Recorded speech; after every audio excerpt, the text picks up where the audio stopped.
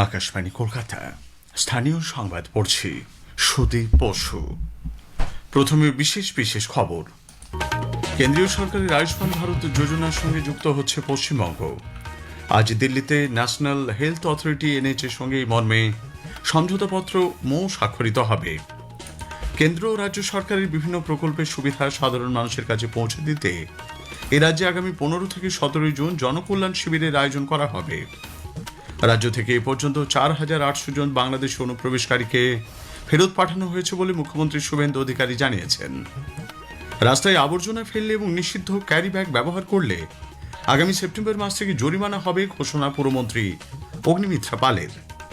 নদিয়ার কালীগঞ্জ থানার ভুরুলিয়া মাঠপাড়া এলাকায় গতকাল এক মর্মান্তিক পথ দুর্ঘটনায় 4 জনের মৃত্যু হয়েছে, আহত 2 জন। রাজ্য জুড়ে আগামী 4 দিন বৃষ্টির পূর্বাভাস। আসছি বিস্তারিত সংবাদে। কেন্দ্রীয় সরকারের আয়ুষ্মান ভারত যোজনার সঙ্গে যুক্ত হচ্ছে রাজ্য। আজ দিল্লিতে কেন্দ্রের অধীনস্থ ন্যাশনাল হেলথ অথরিটি এনএইচএর সঙ্গে এই মর্মে সমঝোতা স্মারকপত্র স্বাক্ষরিত হবে। উপস্থিত থাকবেন মুখ্যমন্ত্রী শুভেন্দু অধিকারী এবং কেন্দ্রীয় স্বাস্থ্যমন্ত্রী জগৎ প্রকাশ নাড্ডা। 2018 সালে কেন্দ্রীয় সরকার আয়ুষ্মান ভারত প্রকল্প চালু করলেও তৃণমূল কংগ্রেস সরকার সেটি এ রাজ্যে চালু করতে দেয়নি। নির্বাচনী প্রচারে বিজেপি রাজ্যের মানুষকে এই প্রকল্পের সুবিধা দেওয়ার কথা জানিয়েছিল। পালা বদলের পর মুখ্যমন্ত্রী পদের শপথ নিয়ে শুভেন্দু অধিকারী বলেন, রাজ্যে যে 6 কোটি মানুষ স্বাস্থ্যসাথী প্রকল্পের সুবিধা পাচ্ছিলেন তাদের কেন্দ্রের আয়ুষ্মান প্রকল্পের আওতাভুক্ত করা হবে। এছাড়াও নতুন করে প্রকল্পটির জন্য আবেদন করা যাবে। রাজ্য ও কেন্দ্রশাসিত অঞ্চলগুলির মধ্যে পশ্চিমবঙ্গই এতদিন এই প্রকল্পের বাইরে ছিল। আগেই জানানো হয়েছে, সরকারি ও দলীয় কর্মসূচিতে যোগ দিতে মুখ্যমন্ত্রী শুভেন্দু অধিকারী আজ দিল্লি যাচ্ছেন। নতুন দিল্লির বিজ্ঞান ভবনে আয়ুষ্মান ভারত সংক্রান্ত কর্মসূচিতে যোগ দেওয়ার পাশাপাশি পঞ্চায়েত ও গ্রামোন্নয়ন মন্ত্রকের সঙ্গে বৈঠকের কর্মসূচি রয়েছে তাঁর। রাজ্যে বিকশিত ভারত জি প্রকল্পের কাজ শুরু করা নিয়ে আলোচনা হতে পারে বলে মনে করা হচ্ছে। পাশাপাশি রাজ্যের মন্ত্রীদের দপ্তর বন্টনীয় বিজেপির শীর্ষ নেতৃত্বের সঙ্গে তার বৈঠক হবে বলে সূত্রের খবর। কেন্দ্র ও রাজ্য সরকারের বিভিন্ন প্রকল্পের সুবিধা সাধারণ মানুষের কাছে পৌঁছে দিতে এ রাজ্যে আগামী 15 থেকে 17 জুন জনকল্যাণ শিবিরের আয়োজন করা হবে। মুখ্যমন্ত্রী জানিয়েছেন, প্রতিটি ব্লকে আয়োজিত এই শিবিরে অন্নপূর্ণা যোজনা, বিকশিত ভারত জি আয়ুষ্মান ভারত সহ বিভিন্ন প্রকল্প সম্পর্কে সাধারণ মানুষকে অবহিত করা হবে। পাশাপাশি নথিভুক্ত করা হবে এই প্রকল্পগুলির জন্য নাম। রাজ্য থেকে এখনো পর্যন্ত 4,800 জন বাংলাদেশি অনুপ্রবেশকারীকে ফেরত পাঠানো হয়েছে বলে মুখ্যমন্ত্রী শুভেন্দু অধিকারী জানিয়েছেন। গতকাল নিউ টাউনের বিশ্ববাংলা কনভেনশন সেন্টারে পণ্ডিত দীনদয়াল উপাধ্যায় মহাপ্রশিক্ষণ শিবিরে যোগ দিয়ে তিনি একথা বলেন। সিএ এর আওতায় যারা পড়েননি সেই ধরনের অনুপ্রবেশকারী তাদেরকে ডিপোর্ট করার কাজ নিয়ম মেনে শুরু করেছি। এবারে সরাসরি হোল্ডিং স্টেশন বানানো হয়েছে বর্ডারের জেলাগুলি। সেখান থেকে এখন অব্দি 4,800 কে ওপার পাঠিয়ে দেওয়া হয়েছে। আর এখন আমার হাতে আছে হোল্ডিং স্টেশনে 836 জন। তাদেরকেও আমরা তাড়াতাড়ি খাইয়ে পরিয়ে ওদিকে পাঠানোর ব্যবস্থা করেছি। রাজ্যে অনুপ্রবেশকারীদের নিয়ে রাজনৈতিক তরচার মধ্যে শিলিগুড়ি জাংশন রেল স্টেশন থেকে 8 বাংলাদেশিকে গ্রেপ্তার করেছে পুলিশ। আরপিএফ এবং শিলিগুড়ি জিআরপি যৌথ দল তাদের আটক করে। বৈধ কাগজপত্র দেখাতে না পারায় এদের পুলিশের হাতে তুলে দেওয়া হয়।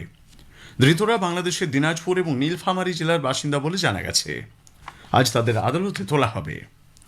রাজ্য জুড়ে আগামী 1 সেপ্টেম্বর থেকে রাস্তায় আবর্জনা ফেললে ও নিষিদ্ধ ক্যারিব্যাগ ব্যবহার করলে জরিমানা হবে বলে পুরমন্ত্রী অগ্নিমিত্রা পাল জানিয়েছেন।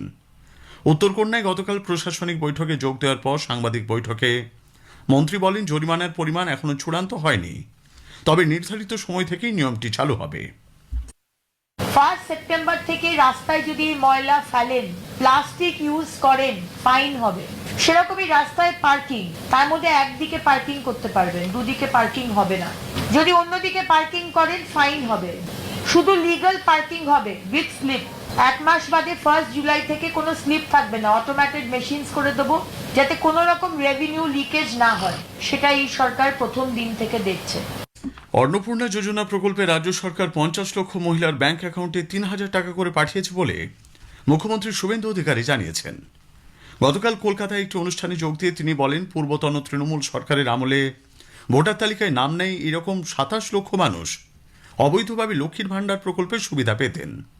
3 লক্ষ পুরুষের অ্যাকাউন্টে অনৈতিকভাবে টাকা ঢোকার তথ্য প্রকাশ্যে এসেছে। এদিকে অন্নপূর্ণা যোজনা সুবিধা পাওয়ার জন্য একটি পরিবারের মহিলারা একটি ফর্মে আবেদন জানাতে পারবেন বলে নারী শিশু বিকাশ ও সমাজ কল্যাণ মন্ত্রী অগ্নিমিত্রা পাল জানিয়েছেন। একটা পরিবারে একটাই ফর্ম যাবে, এক একজন মহিলাকে এক একটি ফর্ম নিতে হবে না, কারণ ওই ফর্মের মধ্যে বিভিন্ন অ্যাকাউন্ট দেওয়ার জায়গা রয়েছে। একটা পরিবারের বিভিন্ন মহিলারা, শাশুড়ি, বৌমা, মেয়ে, ননদ, সবাই ওই একটা ফর্মের মধ্যেই ফিল আপ করবেন। চারটে আলাদা আলাদা ফর্ম নেওয়ার দরকার নেই, এবং একই সঙ্গে ফর্ম যাতে কম না পড়ে।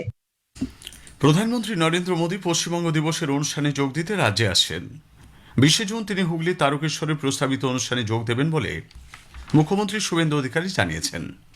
পরদিন 21 জুন কলকাতার ব্রিগেড প্যারেড গ্রাউন্ডে প্রস্তাবিত বিশ্ব যোগ দিবসের অনুষ্ঠানেও তিনি উপস্থিত থাকবেন। যোগ দিবস উপলক্ষে 19 তারিখে রাজ্য সরকারের তরফে হাফ ম্যারাথনের আয়োজন করা হয়েছে। স্থানীয় সংবাদ শুনছেন আকাশবাণী কলকাতা কেন্দ্র থেকে।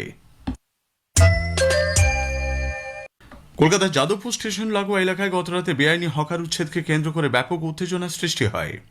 উচ্ছেদ অভিযান রুখতে বাম কংগ্রেস নেতাকর্মীরা সেখানে পৌঁছলে পরিস্থিতি আরও জটিল আকার নেয়। মোতায়েন করা হয় বিশাল পুলিশ বাহিনী ও কেন্দ্রীয় বাহিনী। সৃজন ভট্টাচার্য সহ কয়েকজন বাম নেতাকে আটক করা হয়। জমায়েত হঠাতে ব্যাপক লাঠিচার্জের অভিযোগ উঠেছে বাহিনীর বিরুদ্ধে। এই ঘটনায় বেশ কয়েকজন আহত হয়েছেন বলেও খবর। হকার উচ্ছেদের প্রতিবাদে যাদবপুর বিশ্ববিদ্যালয়ের 4 নম্বর গেটের বাইরে অবস্থান বিক্ষোভ করে বাম ছাত্র সংগঠনের এসএফআই কর্মীরা। অন্যদিকে কংগ্রেসের তরফেও বিক্ষোভ দেখানো হয়েছে বলে খবর। নিজের দলকে ভরাডুবি থেকে বাঁচাতে তৃণমূল কংগ্রেস নেত্রী মমতা ব্যানার্জির ইন্ডিয়া জোটকে প্রয়োজন হচ্ছে বলে প্রবীণ কংগ্রেস নেতা অধীর রঞ্জন চৌধুরী কটাক্ষ করেছেন। ইন্ডিয়া জোটকে দুর্বল করার জন্য একমাত্র মমতা ব্যানার্জি সচেষ্ট ছিলেন বলেও দাবি করেছেন তিনি। দল বাঁচানোর জন্য মমতা ব্যানার্জির ইন্ডিয়া জোটকে প্রয়োজন হচ্ছে, এতেই মমতা ব্যানার্জি নিজের দলের দুর্বলতায় প্রকাশ পাচ্ছে। এটা ঘটনা যে ভারতবর্ষে ইন্ডিয়া জোটকে যদি দুর্বল করবার জন্য কোনো নেত্রী সচেষ্ট হয়ে থাকেন তার নাম মমতা ব্যানার্জি। তাই তাকে এটা স্বীকার করতে হবে যে তার জন্যই ভারতবর্ষে ইন্ডিয়া জোট দুর্বল হয়েছে। কিন্তু এটা ঘটনা যে পশ্চিমবঙ্গে আজ তৃণমূল দলের অবস্থা সঙ্গীন এবং তৃণমূল দলের ভাঙন অব্যাহত। তৃণমূল দলের বিরুদ্ধে মানুষের ক্ষোভের প্রকাশ, আক্রোশের প্রকাশ সব অব্যাহত। উল্লেখ্য, আজ দুপুরে দিল্লির কনস্টিটিউশন ক্লাবে বৈঠকে বসছে কংগ্রেস, তৃণমূল কংগ্রেস সহ ইন্ডি জোটের শরিক দলগুলি। নদিয়ার কালীগঞ্জ থানার ভুরুলিয়া মাঠপাড়া এলাকায় গতকাল এক মর্মান্তিক পথ দুর্ঘটনায় 4 জনের মৃত্যু হয়েছে, আহত 2 জন।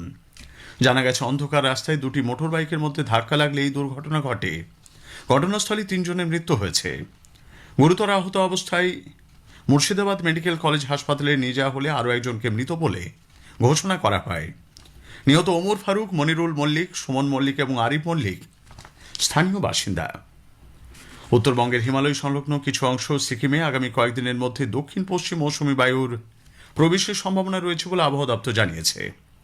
দক্ষিণ পশ্চিম মৌসুমী বায়ু আরও শক্তি সঞ্চয় করে দেশের পূর্ব উত্তর পূর্বাঞ্চলের দিকে অগ্রসর হচ্ছে। রাজ্য জুড়ে আগামী 4-5 দিন হালকা থেকে মাঝারি বৃষ্টি হবে। অন্যদিকে উত্তরবঙ্গের জলপাইগুড়ি, আলিপুরদুয়ারে আজ ভারী থেকে অতি ভারী বৃষ্টির পূর্বাভাস। আবহাওয়া বিজ্ঞানী সৌরীশ বন্দ্যোপাধ্যায় আকাশবাণীকে জানিয়েছেন, পরবর্তী 4-5 দিন প্রধানত বিক্ষিপ্তভাবে বৃষ্টিপাতের সম্ভাবনা থাকবে, হালকা থেকে মাঝারি ধরনের। আবার কিছুটা বাড়ার সম্ভাবনা রয়েছে 10 থেকে 11 তারিখের মধ্যে। কলকাতা পার্শ্ববর্তী অঞ্চলের জন্য বজ্রবিদ্যুৎ সহ বৃষ্টিপাতের সম্ভাবনা রয়েছে। পরবর্তী কিছুদিন প্রধানত বিক্ষিপ্তভাবে বৃষ্টিপাতের সম্ভাবনা থাকবে কলকাতা পার্শ্ববর্তী অঞ্চলের জন্য। ন্যাশনাল টেস্টিং এজেন্সি এনটিএ মেডিকেলে ভর্তির জন্য নিট ইউজি পরীক্ষার শহর ভিত্তিক ইন্টিমেশন স্লিপ প্রকাশ করেছে। আগামী 21 জুন এই পরীক্ষা হওয়ার কথা। সংস্থার পক্ষ থেকে জানানো হয়েছে, এই ইন্টিমেশন স্লিপ কোনোভাবেই অ্যাডমিট কার্ডের সমতুল নয়। পরীক্ষার্থীরা যাতে আগেভাগে পরীক্ষা কেন্দ্রের অবস্থান সম্পর্কে জানতে পারেন, সেই জন্য এই স্লিপের ব্যবস্থা। আগামী 21 তারিখ দুপুর 2টো থেকে বিকেল 5টা 15 পর্যন্ত নিট ইউজি পরীক্ষা নেওয়া হবে। শেষ করার আগে স্থানীয় সংবাদের বিশেষ কিছু অংশ আরও একবার। কেন্দ্রীয় সরকারের আয়ুষ্মান ভারত যোজনার সঙ্গে যুক্ত হচ্ছে পশ্চিমবঙ্গ। আজ দিল্লিতে ন্যাশনাল হেলথ অথরিটির সঙ্গে এই মর্মে সমঝোতা স্মারকপত্র স্বাক্ষরিত হবে। রাজ্য থেকে এই পর্যন্ত 4,800 জন বাংলাদেশি অনুপ্রবেশকারীকে ফেরত পাঠানো হয়েছে বলে মুখ্যমন্ত্রী শুভেন্দু অধিকারী জানিয়েছেন। রাজ্য জুড়ে আগামী 4 দিন বৃষ্টির পূর্বাভাস। স্থানীয় সংবাদ শেষ হল। আকাশবাণী খবর পড়ছে প্রবীর ভট্টাচার্য। বিশেষ খবর হলো, কেন্দ্রীয় সরকারের আয়ুষ্মান ভারত প্রধানমন্ত্রী জন আরোগ্য যোজনায় পশ্চিমবঙ্গ অন্তর্ভুক্ত হতে চলেছে। নতুন দিল্লিতে আজ এই মর্মে এটি স্বাক্ষরিত হবে। ন্যাশনাল টেস্টিং এজেন্সি এনটিএ মেডিকেলে ভর্তির জন্য নিট ইউজি পরীক্ষার শহরভিত্তিক ইন্টিমেশন স্লিপ প্রকাশ করেছে। লোকসভার অধ্যক্ষ ওম বিড়লা চণ্ডীগড়ে কমনওয়েলথ পার্লামেন্টারি অ্যাসোসিয়েশন সিপিএর ইন্ডিয়ান রিজিয়নের 3 দিনের জোন 2 সম্মেলনের উদ্বোধন করবেন।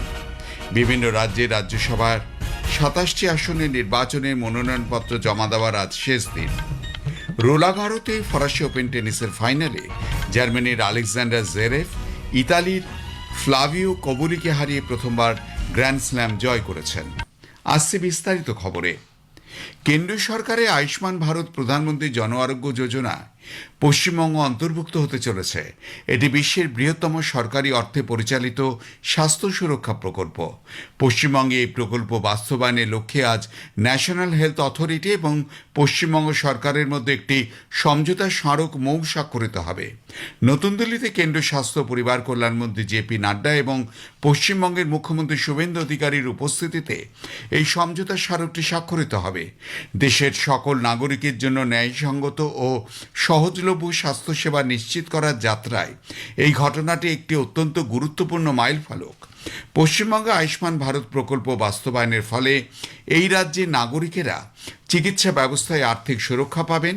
আয়ুষ্মান ভারত প্রকল্পের আওতায় যোগ্য সুবিধাভোগী পরিবারগুলি প্রতি বছর চিকিৎসার জন্য হাসপাতালে ভর্তির ক্ষেত্রে 5 লক্ষ টাকা পর্যন্ত স্বাস্থ্য সুরক্ষা পেয়ে থাকেন। ন্যাশনাল টেস্টিং এজেন্সি এনটিএ মেডিকেলে ভর্তির জন্য নিট ইউজি পরীক্ষার শহরভিত্তিক ইন্টিমেশন স্লিপ প্রকাশ করেছে। আগামী 21শে জুন এই পরীক্ষা হওয়ার কথা। সংস্থার পক্ষ থেকে জানানো হয়েছে এই ইন্টিমেশন স্লিপ কোনোভাবেই অ্যাডমিট কার্ডের সমতুল নয়। পরীক্ষার্থীরা যাতে আগেভাগে পরীক্ষা কেন্দ্রের অবস্থান সম্পর্কে জানতে পারেন সেজন্যই এই স্লিপের ব্যবস্থা।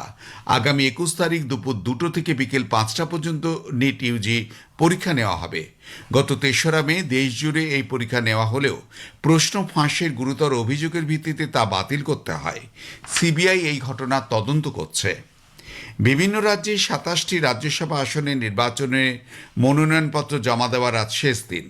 আগামীকাল মনোনয়নপত্র পরীক্ষা করবেন সংশ্লিষ্ট রিটার্নিং অফিসাররা। প্রার্থীপদ প্রত্যাহারের শেষ দিন 11ই জুন। আগামী 18ই জুন ভোট গ্রহণ করার কথা রয়েছে। উল্লেখ্য, গত 1 জুন বিজ্ঞপ্তি জারি করে কমিশন। ওই দিন থেকে শুরু হয় মনোনয়নপত্র।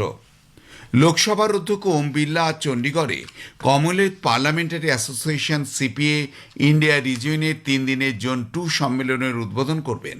হরিয়ানা বিধানসভায় এই সম্মেলনের আয়োজন করছে। অনুষ্ঠানে রাজ্যসভার ডেপুটি চেয়ারম্যান হরিবংশ, মুখ্যমন্ত্রী নায়াব সিং সাইনি, হরিয়ানা বিধানসভার অধ্যক্ষ হরবিন্দর কল্যাণ, সারা দেশের 15টি বিধানসভার প্রিসাইডিং এবং ডেপুটি প্রিসাইডিং অফিসারের পাশাপাশি বিভিন্ন বিধায়কেরা উপস্থিত থাকবেন।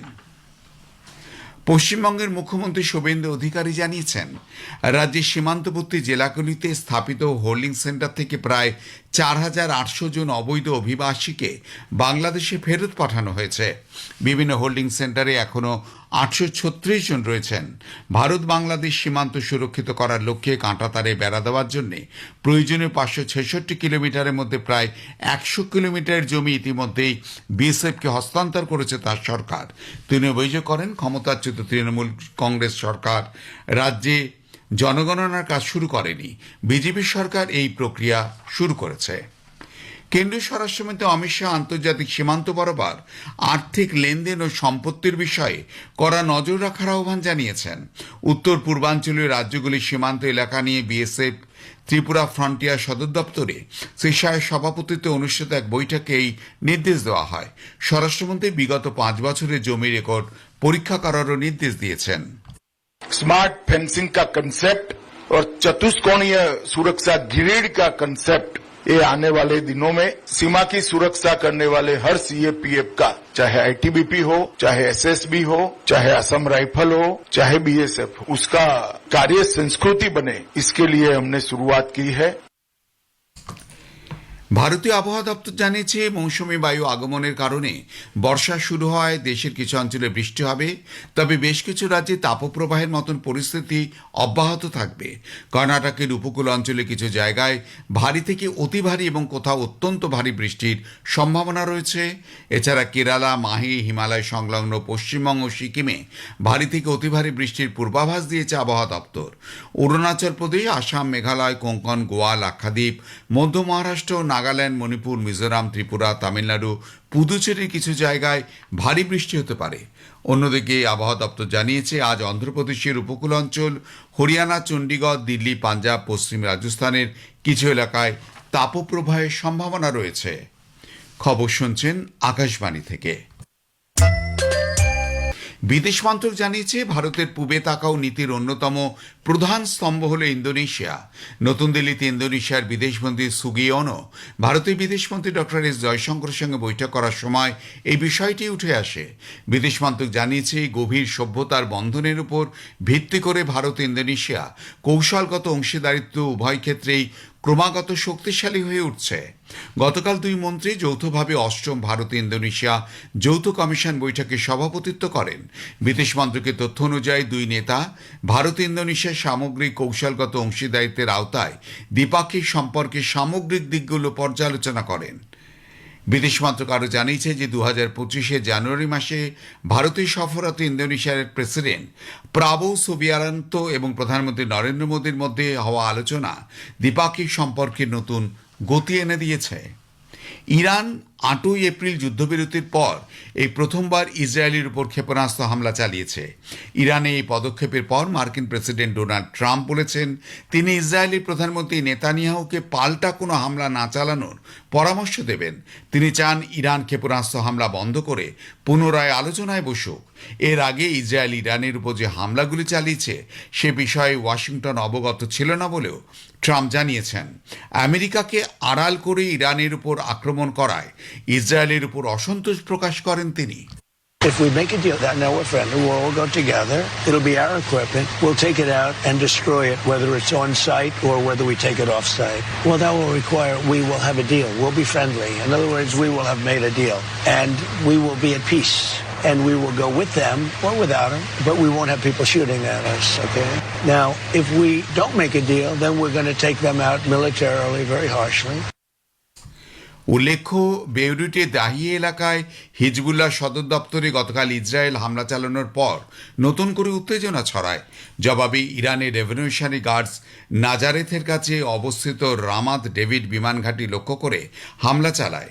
ক্ষেপণাস্ত্র হামলার পর ইরান সে দেশের পশ্চিমাঞ্চলের আকাশসীমা বন্ধ করে দেয়। ইরাকের অসামরিক বিমান পরিবহন কর্তৃপক্ষ জানিয়েছে আগামী 72 ঘন্টার জন্য সে দেশের আকাশসীমা বন্ধ থাকবে। অন্যদিকে সিরিয়া সাময়িকভাবে 12 ঘন্টার জন্য তাদের দক্ষিণাঞ্চলে আকাশসীমাও বন্ধ রেখেছে। আর্মেনিয়ায় সংসদীয় নির্বাচনের ভোট গ্রহণ শেষ হয়েছে এবং ভোটকেন্দ্রে ব্যালট গণনার কাজ চলছে। সে দেশের নির্বাচন কমিশন জানিয়েছে যে প্রায় 110টি ভোটকেন্দ্রের প্রাথমিক তথ্য অনুযায়ী 2000-এরও বেশি ভোটকেন্দ্রে 19,654 জন নাগরিক ভোটে অংশ নিয়েছেন। মোট ভোটারের সংখ্যা ছিল 24,80,000-এরও বেশি। প্রাথমিক ফলাফলে দেখা যাচ্ছে ক্ষমতাসীন সিভিল কন্ট্রাক্ট পার্টি প্রায় 57% ভোট পেয়ে এগিয়ে রয়েছে। 21% ভোট নিয়ে রাশিয়াপন্থী স্ট্রং আর্মেনিয়া জোটে দ্বিতীয় স্থানে রয়েছে এবং এরপরেই প্রাক্তন প্রেসিডেন্ট রবার্ট কোচইয়ানের নেতৃত্বাধীন আর্মেনিয়া অ্যালায়েন্স, এরা পেয়েছে 8% ভোট। ভুটানে গত রাতে ভূমিকম্প অনুভূত হয়। রিক্টার স্কেলের তীব্রতা ছিল 5.8। রোলাগারোতে ফরাসি ওপেন টেনিসের ফাইনালে জার্মানির আলেকজান্ডার জেরেভ ইতালির ফ্লাবিও কোবোলিকে 5 সেটের লড়াইয়ে হারিয়ে প্রথমবার গ্র্যান্ড স্ল্যাম জয় করেছেন। বিশ্ব র্যাঙ্কিংয়ে 3 নম্বরে থাকা জেরেভ 4 ঘন্টা 20 মিনিটের রুদ্ধশ্বাস ম্যাচে 6-1, 4-6, 6-4, 6-7, 6-1 সেটে জয়লাভ করেন। শেষ করবার আগে খবরে বিশেষ কিছু অংশ আরেকবার। কেন্দ্রীয় সরকারের আয়ুষ্মান ভারত প্রধানমন্ত্রী জন আরোগ্য যোজনায় পশ্চিমবঙ্গ অন্তর্ভুক্ত হতে চলেছে। নতুন দিল্লিতে আজ এই মর্মে এটি মৌ স্বাক্ষরিত হবে। বিভিন্ন রাজ্যের রাজ্যসভা 27টি আসনে নির্বাচনের মনোনয়নপত্র জমা দেওয়ার আজ শেষ দিন। খবর শেষ হলো।